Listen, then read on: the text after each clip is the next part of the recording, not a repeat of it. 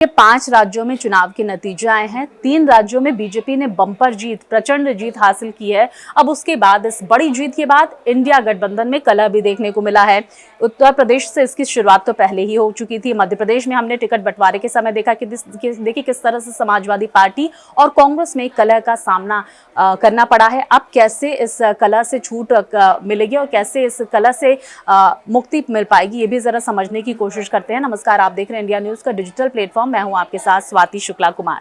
तो इंडिया गठबंधन में फिलहाल जो है वो रार देखने को मिल रही है। सभी 5 राज्यों में विधानसभा चुनाव के नतीजे आने के बाद तुरंत इंडिया ब्लॉक के 2 घटक दलों यानी कि समाजवादी पार्टी और कांग्रेस के बीच आरोप प्रत्यारोप का दौर जो है वो खेल जो है वो शुरू हो गया है और टिकट बंटवारे के समय से ही हम इसको देख रहे हैं।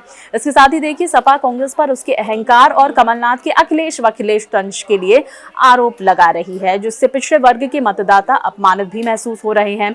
और यूपी कांग्रेस अध्यक्ष अजय राय ने कहा है कि क्षेत्रीय दलों के बारे में उनकी बीजेपी की बी टीम टिप्पणी सरकार को हो गई है। तो देखिए अब उन्होंने ये भी कहा कि दूसरे राज्यों में चुनावी मैदान में उतरे क्षेत्रीय दल आप खुद देख सकते हैं कि उन्होंने बीजेपी की बी टीम के रूप में कैसे खेला है, जो अंततः एकमात्र विजेता बनी। यानी कि देखिए आरोप प्रत्यारोप का दौर जारी है। एक दूसरे पर ठीकरा मरते हुए ये तमाम दल नजर आ रहे हैं, खासकर समाजवादी पार्टी और वहां पर कांग्रेस।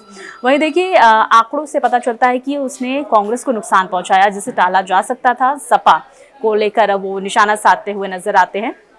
अगर दोनों दलों ने चुनाव लड़ने के लिए हाथ मिलाया होता तो कांग्रेस के वरिष्ठ नेता मानते हैं कि मध्य प्रदेश में 2018 की तुलना में पार्टी का वोट शेयर जो है वो कम हुआ है और उम्मीदवारों का प्रदर्शन उम्मीद के मुताबिक फिलहाल नहीं हुआ है। इसके साथ ही देखिए चुनाव आयोग के पास उपलब्ध आंकड़ों के मुताबिक सपा को 0.45% वोट शेयर मिले हैं, जबकि 2018 में ये 1.3% था। यानी कि देखिए कितना फर्क, कितना अंतर इसमें साफ तौर पर नजर आ रहा है। पार्टी के राष्ट्रीय सचिव राजेंद्र चौधरी ने कहा है कि पिछले चुनाव में पार्टी को 1 सीट मिली थी। इसके साथ ही इस बार वो खाता खोलने में असफल रही है।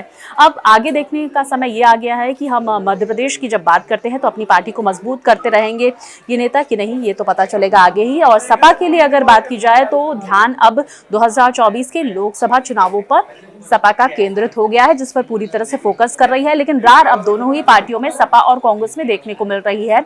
अब इस रार को, इनकी दोस्ती कौन कराता है, ये भी देखना महत्वपूर्ण होगा। सपा मंत्री ने कहा है, पूर्व सपा मंत्री, जिन्होंने कहा है कि हमारा मुख्य उद्देश्य अब 2024 के लोकसभा चुनावों में बीजेपी से मुकाबला करना है इंडिया गठबंधन के साथ होकर। हालांकि तल्खी दोनों ही पार्टियों में देखने को मिल रही है। पार्टी इंडिया ब्लॉक के सदस्य के रूप में अपनी प्रतिबद्धता पर कायम रहेगी और यूपी में बीजेपी को चुनौती देने के लिए सब कुछ करेगी बाय हुक और बाय क्रुक। उन्होंने कहा कि ये कांग्रेस की थी, जबकि एसपी के साथ गठबंधन नहीं करने का जो फैसला किया वो मध्य प्रदेश में कांग्रेस की हार के लिए सपा को जिम्मेदार ठहराया और राज्य नेतृत्व का सरासर अहंकार है। तो देखिए अब कांग्रेस और समाजवादी पार्टी में लगातार इस तरह की बयानबाजी और आरोप प्रत्यारोप का दौर भी जारी है। फिलहाल देखिए इंडिया गठबंधन में अब रार भी देखने को लगातार मिल रही है, जब नतीजे आ गए हैं उसके बाद से ही। आपको ये वीडियो पसंद आया हो तो लाइक, शेयर और कॉमेंट करें।